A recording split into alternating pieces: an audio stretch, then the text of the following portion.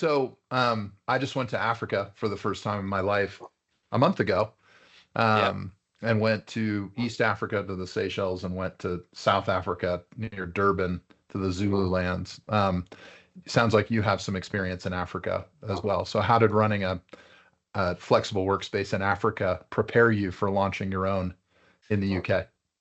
Yeah, no, nothing quite prepares you for operating in East Africa, if I'm honest. But what it was, so before, just to sort of provide the context, I was a corporate finance lawyer before that for a period of time. So I came in with a some very nuanced, esoteric legal background knowledge, very little broader base business knowledge, and that was quite apparent quite quickly. Although it was a fair enough background to be able to learn quickly, but ultimately it was an MBA on steroids, right? And yeah, I got to understand every facet. There's nothing like starting up a business to understand every facet of that business. And when you are operating in a sometimes difficult terrain, and I mean that literally and metaphorically, it can test you.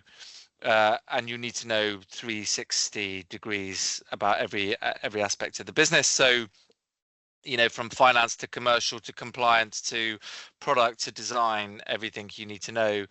So we ultimately made lots of bad choices. We made lots of good choices, but ultimately one of the things that I did was acquire and grow the kind of serviced office side of the business there. Which was really interesting. There was a lot of investment going into it in terms of into the commercial real estate, particularly in East Africa, because there was a lot of sort of Chinese investment that was coming in, or a lot of Far Eastern investment coming in, countered quite a lot by Western investment going into Africa. That is the story of Africa in a nutshell, Absolutely. and that's where the investment was going, but not a lot of downstream services. So buildings were being built but not maintained. um and so there was a really interesting opportunity. There was a massive growth in terms of infrastructure. Democracy was dare I say, improving, like year on year on year. Transparency, governance, were compliance were all improving year on year. So it was an interesting place to do business. There were still very many difficult moments, very many difficult things, but it's where I learned about business, and it's where I learned about the flexible office sector. It's generically, it's obviously very different sector to sector. It's very different sort of country to country. But if you can do it in Africa, I think you're in good stead to do it in other areas. So hearing that operating in London must be a breeze, right? No issues at all. Is that what you're alluding to? I'm a little bit tongue in cheek when I say that, Rupert, because Yeah. operating a multi-location business anywhere is has its challenges, but maybe compare and contrast, what you're doing with X and Y in London to your experience in Africa. Yeah, look, I mean, I've got to be slightly careful in the response as well, but I would say you're on firmer ground in London, in that Hmm. what is going on. You know when you meet people, when you engage with people, when you make business decisions, what you're dealing with, whether that's companies house regulations, finance, accounting measures, tax regulations, um, raising money, capital structures, balance sheets, whatever it is. You feel like you're on much more solid ground, I would say. The difference being, I'd say theoretically, but also somewhat grounded in reality, is you're dealing with different unit economics. So in London, you're dealing with smaller margins. Basically, the unit economics in Africa roughly are, you're paying $10 a square foot with no business rates, right? You compare that, and you're charging 700 quid a desk. Well, in Africa, in Africa, you're then charging what, 450, 500 quid a desk. In London, you're paying 70, 80, 90 quid a square foot equivalent, with service charge, with business rates at another 20 to 35, and you're only charging an extra 200, 300 quid a desk. Hmm. really. So, that's the theoretical difference. But but the big kind of insurance of all of that is that you're on sort of more solid ground when it comes to governance. Yeah, Is how I describe it. 100%. And So, that's why some people talk about when they do want to do business. It's why that model, the flexible workspace model, works really well in East Africa, is because a lot of businesses want one foot in, one foot out, because they know that at any given time mhm. they may have to leave for reasons outside of their control. And I mean that, like, you mentioned tongue in cheek earlier, but I mean, I don't mean that in a particularly facetious or condescending way. It's just that, sometimes the reality is that democracy doesn't work, or tax sometimes does fail, or there is some element of difficulty, or geopolitics change significantly, and therefore you have to get out. There are any number of reasons, and that's why more developed economies like London exist and have different infrastructure in so many ways. So I don't mean that in a condescending way. I just mean that in a, like, that's just the reality of it.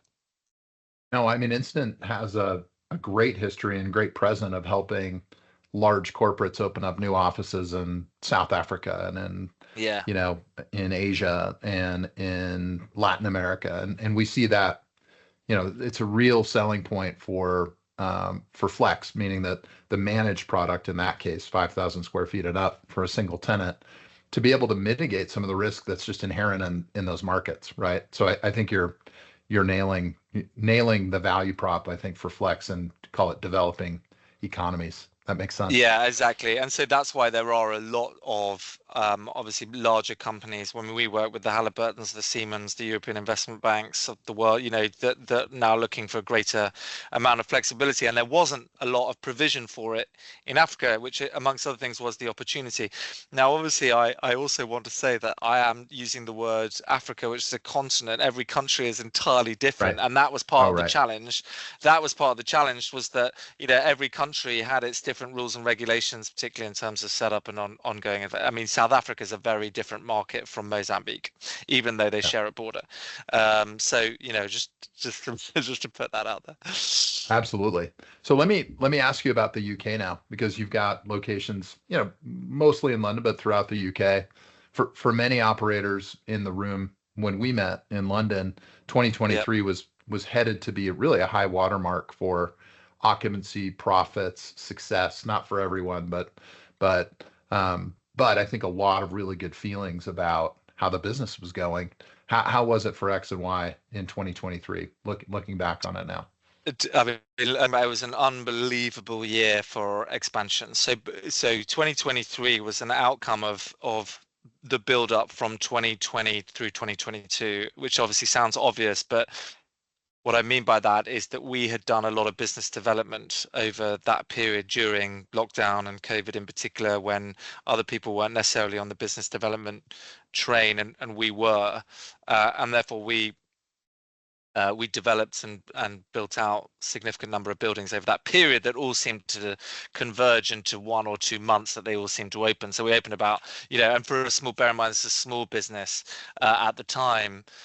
So we opened up about 200 or 250,000 square foot in about 2 months in 2023.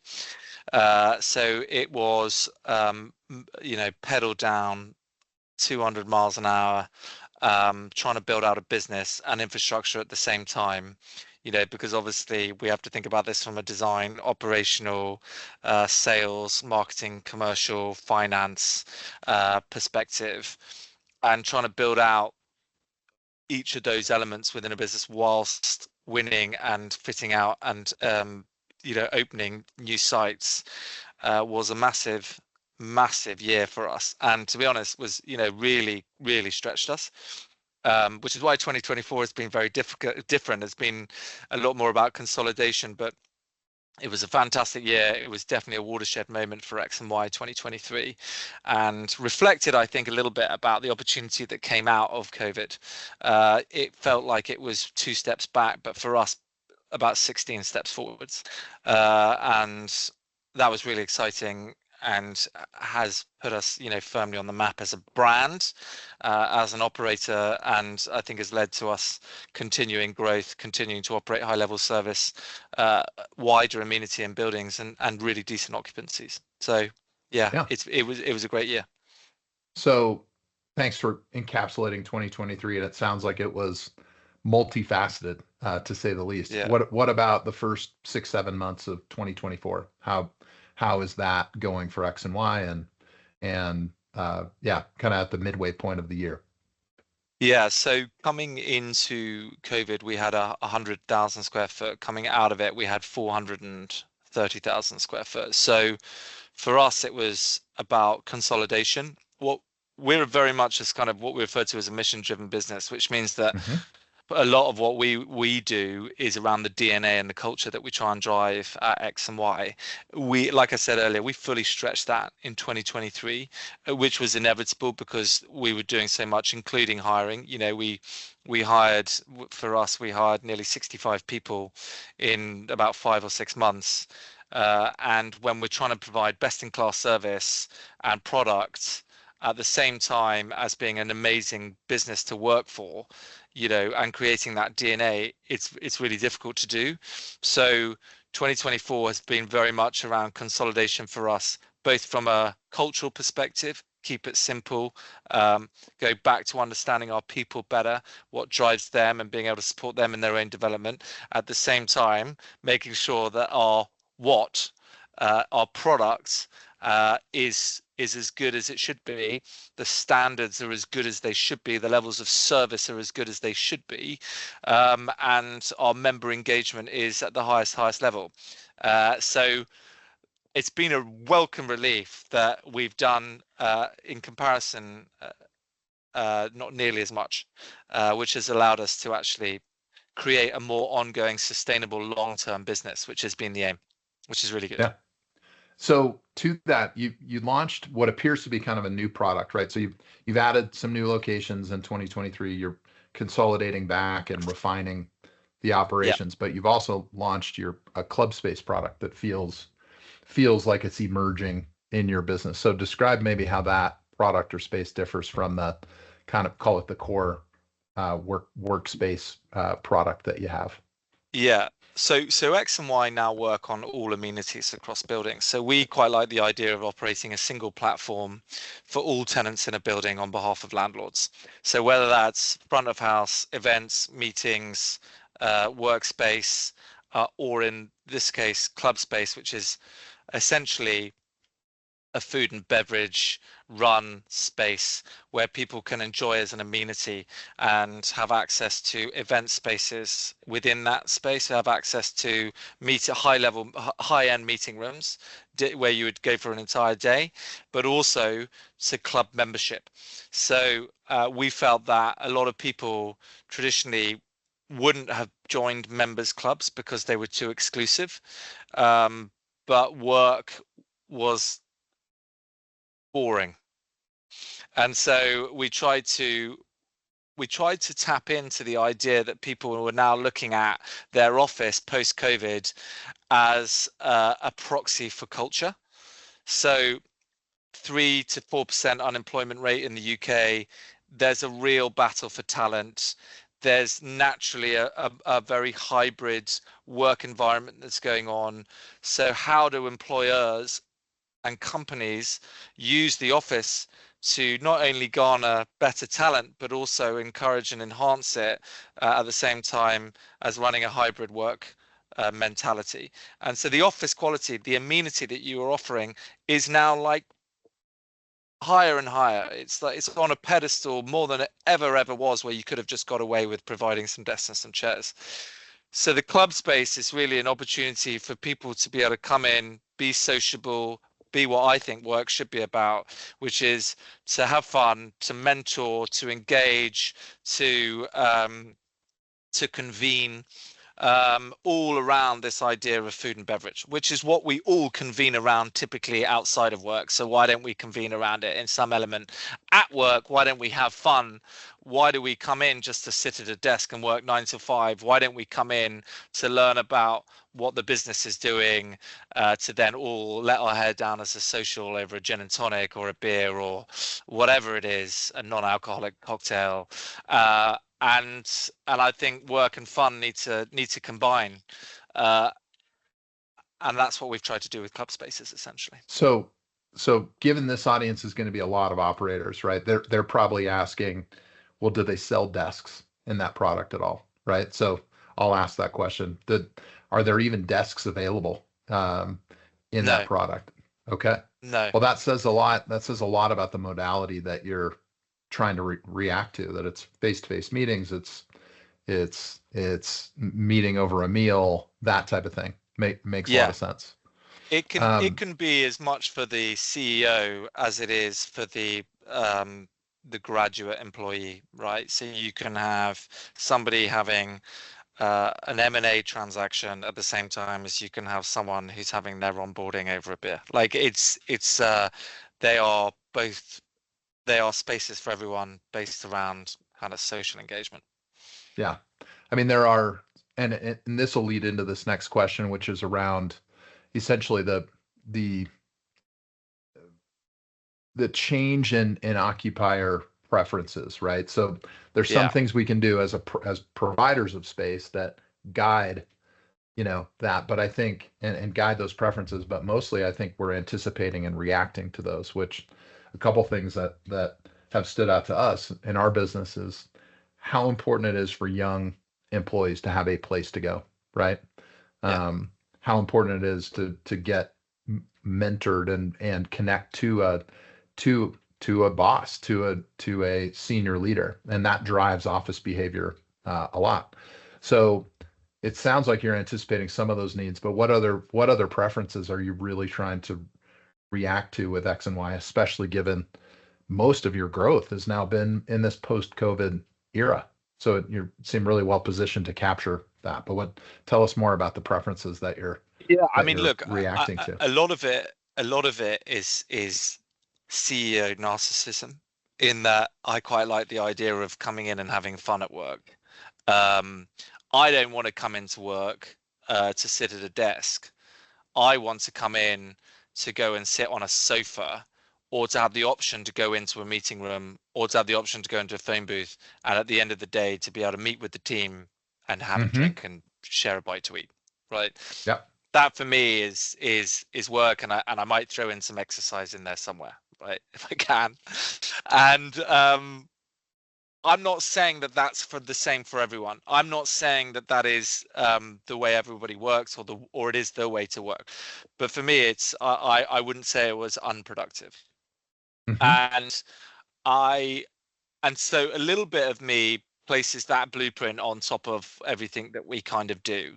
And I think that it's slightly absenteeism from market sometimes.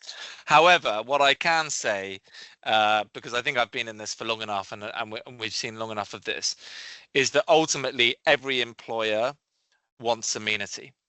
So there is a fight now. There is a lack of stock in this market, of very high quality stock, as a result of not enough building that's happened over the lockdown period, and now the ongoing kind of finance crunch within new development for the office, because it's deemed to be a bit risky where it never was before. And so if people are going to spend the amount that they are on rents, traditional rents, aside from flex for a second, they are wanting best in class amenity. And it's now, landlords are now having to think way more about the offering that they have to all tenants than they ever have before. So traditionally, it might have been that they just build it, they lease it out, they never have to speak to them again. They have a really good yield, they sell it, they sell it to a pension fund, they go again, but it's slightly bigger. Now they're almost having to become a lot more operational. So they're having to think in their design a lot more about the arrival experience, right? Much like a hotel, the arrival experience, Where do people go if they want to convene, but they don't want to put it in their demise? So Yep. we need events, right? We need meetings. Now people are demanding exclusive spaces to eat and drink. Okay, we're going to have to put something in there. Now people are saying they want something because it's got a terrace. So where we would have got £200 a square foot for that floor because it has a terrace, now we've got to democratize it. How do we commercialize it? Because it's valuable space, but I won't be able to get floors 1 to 20 away if I give away 21 and 22 that have terraces. Yep. And I think, landlords are having to think a lot more about that. Whilst there is on the employer side a battle for talent, on the landlord side, there is quite clearly a battle for provision of better amenity. Now, what I've discovered as well is that no one does it that well. Is that even from a front of house perspective, I don't think people do it particularly well. And I'm probably going to make lots of enemies here, but that's because they don't really want to do it. Traditionally, it's been the demise of kind of the people that did the property management. So what I like, this I'm going to be very unpopular, but the back of house, right, don't make very good front of house. So the facilities management and the asset management don't do very good front of house concierge, and typically it's a service charge cost which is constantly suppressed, so it's not a great margin thing for them. They've just ended up doing it. And so I think those are interesting concepts, because what you can then do is that's where it all begins.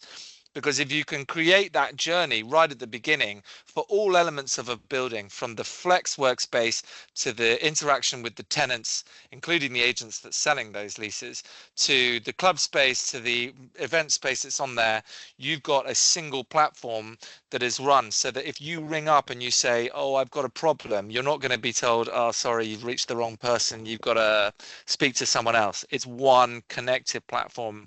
At the same time that if someone arrives, you know their name, you send them up, they come up to the club space, you know their name, and the experience is magical. That's how it's changed in my mind. So I want to string together a couple things you said that I think are really driving what you just talked about. One is let's say it's CEO preferences, right, for the experience they want to have. Another one is culture, right? How does an office support culture? So I want to pose a question to you this way, which is the stereotypical CEO preference was lock down a big enough or maybe too big office to accommodate growth that's just us. Build some corner offices for the executives or an executive floor. Have all the amenities that we might need, a training room, a conference center, a food and beverage that we do ourselves. So if that's the old way, and the new way, I guess the new way might be certainly more flexibility about the type of mode that a CEO might be in the office. It could be in their own private office. It could be having a meal. It could be in a phone booth. It could be on a couch. But extend that out to culture, right? So if that's the CEO experience that we're building for, what's the cultural change that's enabling in work today as it relates to what you're building toward? I think I've got an interesting anecdote about this. So I was a corporate finance lawyer, and on the very first day I joined the law firm in the city in London, as a young buck wanting to make a bit of money, they'd just moved into these swanky new offices in the city, and there was sleep pods, there was doctor's chambers, there was a gym, there was food and beverage, there was just incredible terrace, and it was all free. And they went bust. And let me tell you something else as well, is that the culture was terrible. The culture was so poor, because what it was designed to do, it was designed actually it was designed as almost as a trap, right, to get you in so that you never left. Right, keep you there and keep you there and drive you and get you to drive money And if you had a problem with your health or whatever, don't worry, because you can stay on premises and go and do that. Go and enjoy your meal, but only have it for 10 minutes. Go and enjoy the terrace, but if I see you up there, you'll be in trouble. So it was all kind of a trap, all generated around this requirement to make money at the cost of everything else. And those are the swings now. So now you won't see professional services firms have sleep pods. You won't see them have terraces really that they don't necessarily need. They won't have kitchens in there. They won't have food and beverage. They will rely off a landlord probably to create those. They will also not be able to employ really, really talented people if they don't utilize or improve their culture. So if they don't tell people what it is that they are working for and what that business does and why it exists today, people won't work for profit alone today, and nor will they be put in a trap. So they won't fall into that moment where, like I did, that the building has everything and therefore they love it, but quickly completely fall out of love with it. They won't do that. They won't make that average mistake. They will come in, they will look at the office, they will love the fact that they can go and use multiple parts of an office that are shared by lots of other businesses and interesting people, so that I don't have to constantly speak to Sarah from tax. I can go and meet Ben, who's built a sustainable balloon company. That's really interesting. I can go and have some drinks. I don't always have to be with my colleagues. I can go and use a gym where I don't have to do downward dog next to my boss. I can do all of these things, right? And my business is committed to the culture that it has in addition to that. So I think they are slightly separate points, but I think modern businesses think about both. So I think that they think about the office not being as a trap, but also they think about their balance sheet and how they can use amenity on a pay-as-you-use basis to be able to free up that cash so they don't go bust. And that they then, on top of that, really successful businesses will build better culture. I think they are slightly separate, but I think that obviously the good CEO spots both. Yeah. So you've been very forward looking, talking about culture, talking about the changes and things, and you're also a certified B Corp. So how does that fit into this? Because there's a piece or a declaration in there about it that X+Y is making about itself and its own culture and its own beliefs to be a B Corp. So talk about that a little bit. Yeah. So when I was in Africa, I came across, we tried to raise some money to do some fit out, and we would go to the local bank, and it would be, the interest rate would be about 20% that they'd try and charge, between upwards of 20%. So we would go to DFID or IFC or one of these foreign funders and say, look, we're a UK company operating in sub-Saharan Africa. Can you give us some money? And they said, no. And we said, why? And they said, well, that's because the reason is because you keep talking about paying back and returning this investment through revenue and profit. What we want to hear is that you're promoting business between borders, entrepreneurship, mentorship, jobs, all of those sorts of things. And I thought, hang on, that's really interesting. There must be this connection between businesses that are what we refer to as purpose driven, i.e. they think about people and planet as well as profit, and profit. And so X+Y is essentially trying to prove that. It's trying to prove this theory that those companies that think about people and planet make more money. They create more long-term sustainable profit, and they build fans, not customers, that sort of stuff. And it is all about knowing, fundamentally understanding why your business exists, which is what Simon Sinek talks a lot about. And lots of people would have heard of Simon Sinek and his TED talk, particularly where he's talking around companies knowing their why. For us, therefore, we created this kind of theory of change, right? How we're going to do that. For us, B Corp was really important because you needed to walk the walk as well as talk the talk. B Corp as a tool was really good to be able to make sure that we were putting our feet to a fire when it came to thinking about people and planet as well as profit. But the reason why X and Y exists, and the reason why it's called X and Y, is because we wanted to change the way the world works for good. That means we wanted to create amazing, innovative workspaces that were environmentally friendly, but we wanted to use it to unite and inspire and amplify those businesses that were at various different journeys on understanding that link between people, planet, and profit. And we wanted to use those environments to sort of promote that theory and understand and see whether that was right. So we create loads of programs that we work with, lots of partnership programs, all those sorts of things. We get to know our clients. We really try and work out how the impact that we're trying to create is helping them with their own impact journey and therefore their own kind of growth towards more sustainable long-term income. And we are talking about profit. This isn't social enterprise and charity. This is about making money, and it's not a dirty word. Which often some people think it is. It's not, but it's just doing it in the right way and creating a long-term sustainable legacy as a business that people want to work for. And that's what X and Y is trying to do. That makes sense. So very forward-looking company in a lot of ways, taking on challenges that are formerly only like culture, only the kind of the purview of the employer. So really ambitious, I think. So knowing that you're forward looking, and we've kind of talked about 2023 and 2024, and you've grown a bunch and you're optimizing, Yep.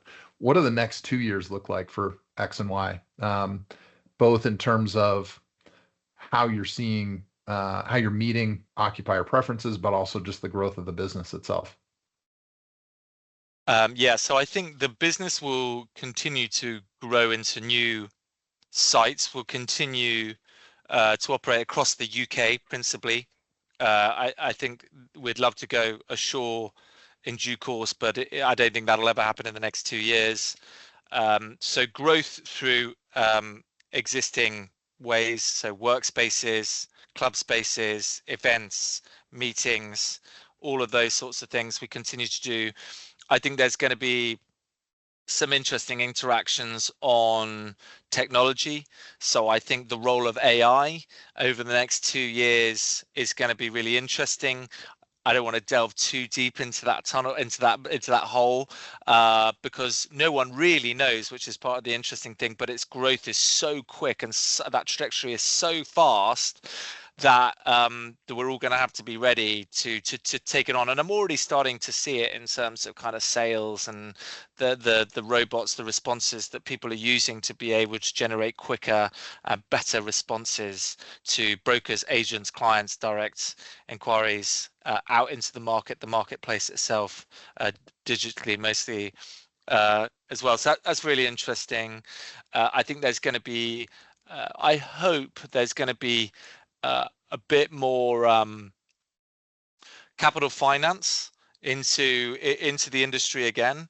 I hope that there is more infrastructure that continues to grow to create that long-term pipeline, so that we don't have the two-tier grade A buildings, grade B and below buildings that are so stark currently.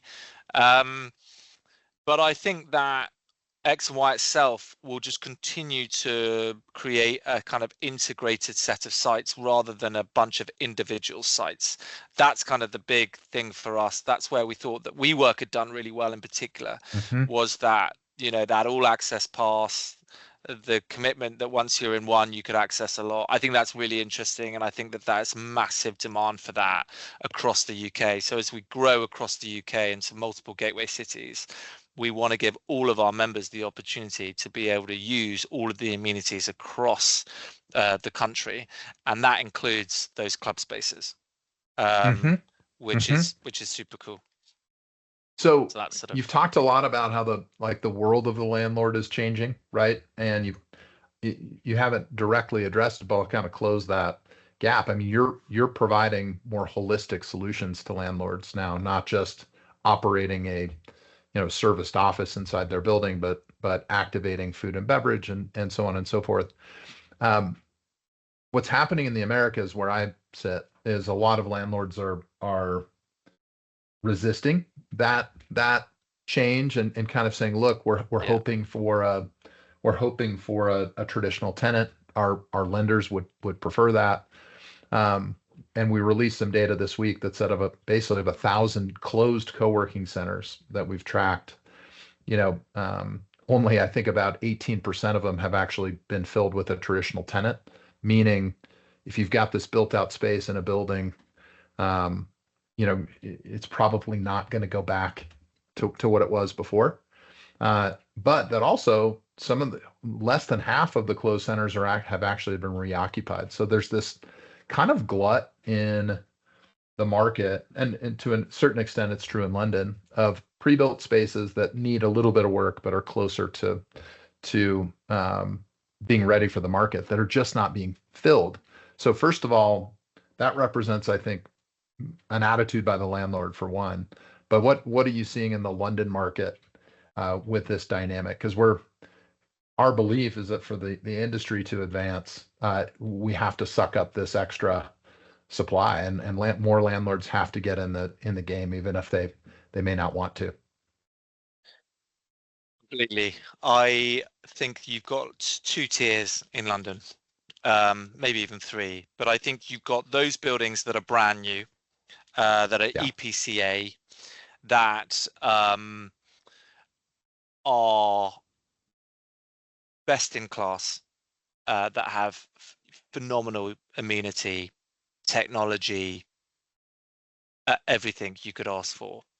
And those will lease up in a heartbeat. There'll be a queue outside. Now they still need to create those amenities in them. They still need to make them great, but there's just no way that they would ever struggle for now.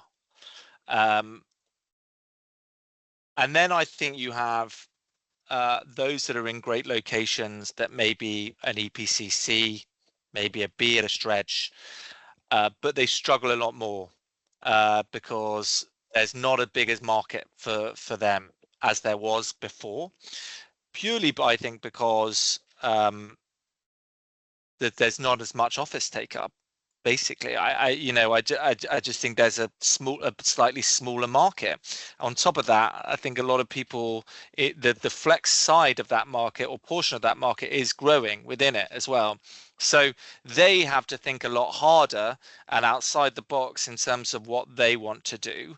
And a lot of them will do, redevelopment plays. They'll do sustainability improvements and massing maybe, and then they'll usually try and do it on traditional leases, but they are going to continue to struggle, and they will then but we then help them essentially with the problem where we can create an additional market by opening it up to that flex. Then you have everybody else who is probably outside city centres who don't have grade A buildings or EPCA buildings, and I think they're really struggling. And I think they are really, really difficult to do things with. And I think, we will start to see a lot of those be converted into residential because there's quite clearly a shortage of housing in the UK. And I think that could be a really interesting dynamic for those landlords. So I think it's interesting. I mean, for us, we do that amenity piece that I spoke about is very prevalent for the first landlord. Yeah, doesn't want right. anything to do with the flex. Just give me the amenity, right? Then on the second class of landlord, they are much more open to working with us because we only do management agreements. So we only kind of team up with landlords in terms of profit share. They're much more open to us to be able to operate that single platform across the site, some workspace that's flex, some amenity, but really good, really high quality, really good fit out to be able to provide a space that is really interesting and really exciting. And I think that gives them an opportunity. that they wouldn't otherwise have if they just stuck with a traditional arm's length lease approach. And I think you can also get some really interesting design opportunities with those buildings as well. In terms of your pitch to landlords, would you say you emphasize, hey, I can help you get a rent premium by amenitizing and providing a flexible product, or I can be a gateway to additional demand for the building and other floors by bringing, as you said, opening up a new market? Those are two pitches I've heard you kind of speak to, but which one is the one you stand by? Is it both? Is it more than that? Take us through the value proposition of X and Y to landlords. I think the amenity provision is then recognized across the rest of the building. So Yeah. it should be accretive to rents on traditional leases, and it should be accretive to any desk price from a flexible workspace provision. But we would just do amenity without the flexible workspace. So we would just do a club space and front of house and run events, meetings for landlords. And I think ultimately, from a value add to the landlord, that's the biggest value add. Because what I constantly get asked by landlords is they say, look, tenants say, they keep asking who the flex operator is in the building, and they are really demanding kind of, a flex operator in the building, which is why we're talking to you, and we think we really like you, and we'd like you to get involved. And I think I ask, like, what are they actually asking for? Because if they're asking for a flex workspace, do you think they're asking for amenity? Because if we do our job really well, we're going to fill all of our offices and space. They won't have access to, they'll have access to the meeting rooms and the club space. They won't have access to, so what are they actually asking for? And it turns out that, yeah, they're really asking for really kind of premium run meeting rooms, breakout spaces, phone booths, stuff that they can use that's additional, either as a pay-as-you-use or either as an expansion. And there's value add for landlords everywhere. I think the flexible workspace thing, the concept is that you can get them more than they would get on a lease. Mm-hmm. So and that does bear out mostly, particularly in central city locations. So that is a value add, but the amenity provision is what drives lease take up, rent prices, all of those sorts of things. So that's why we offer both. And that's why sometimes both can work really well together. Yeah. Although it also, I mean, this is really interesting. There's a certain class of landlord that really values the club space and what it does for them.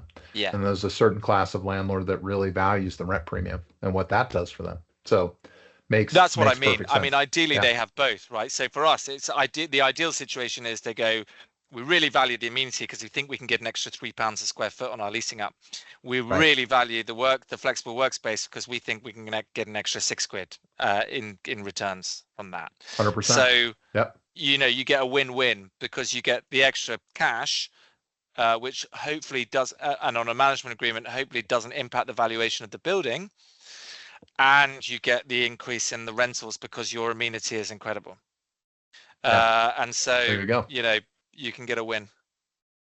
So last question, and this one is kind of about Instant's relationship with X and Y. So at the roundtable where we met, many operators shared essentially that Instant's played a key role in the evolution of the industry, primarily in London, which is where we were meeting.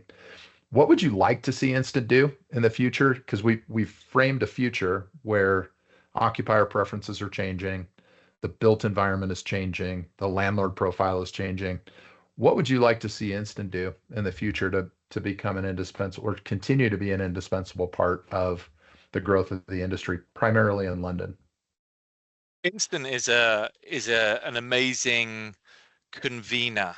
It's a data pool and hub, and it has incredible people that work for it. I think that is invaluable. I think that what this industry lacks is consolidation. It's incredibly young relative to most other sectors, from traditional flexes to hotels to even student housing to some extent, right? It's incredibly young. and it's changing. But what that means is it's incredibly fragmented. So from the pure number of operators to the data to the pricing to the product, very, very different. And going through, I think it's going to be fascinating looking back, by the way, in 20 years and this stage that we're now going through, because I think this is a real kind of morphing and evolution of the sector as a whole. Where Instant has come is they are like constant throughout that evolution, right? And in terms of like knowledge of market, in terms of where it's going, in terms of key players, in terms of the data, you know, that's the constant. And I think that's the reporting and the benchmarking that the industry is provided for by Instant. And I think that that's crucial, because in some ways it provides validation to all external investors, clients, brokers, all of those sorts of things. It is fundamental, because otherwise it's just a bunch of fragmented operators cruising around doing their own thing, right? So you always, it plays a really important role in doing that. And funny enough, therefore shaping the future of the market as it comes along, from operator consolidations, of which I think there'll be a number, to data centralization, particularly if you start getting listed entities, you know, who is actually the guardian of the truth, right? And I think, you know, that's a really important role that Instant would play in that.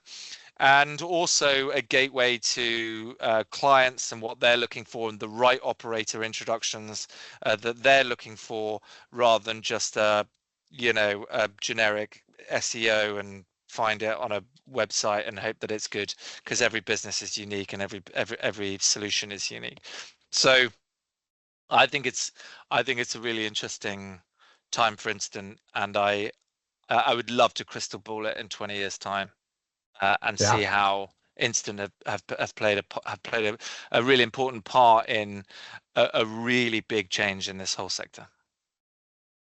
I think we should crystal ball it more than once a year and just check back in, because it just seems like I have an entrepreneurial background. I love change and disruption, and I actually love confusion in the market. And I think there's a lot of confusion right now. And there are folks who are, I think, like X and Y, who are taking a very clear view of the occupier, who their occupier is, what the preferences are, the needs that you meet, how you partner with landlords. And there are some that are still waiting and watching and saying, gosh, I'm locked into a certain business model and not able to adjust. So I think we're at a very confusing and interesting time. Well, cool. Well, this was really fun. I enjoyed meeting you when I met you in London at the roundtable, and we're going to do more of that. But I appreciate you just taking your time in the evening to chat with me. I really liked it. Not at all. Really good fun. Thanks for having me, Ben. Really good. You bet. Yeah, we'll talk soon, Rupert. I'll reach out when I'm over. I'm over about every 6 weeks. So perfect. All right. Well, let me know, and we'll catch up for sure. All right. Very good. Thanks so much. Thanks, Ben. Take care, mate. Bye-bye. Bye.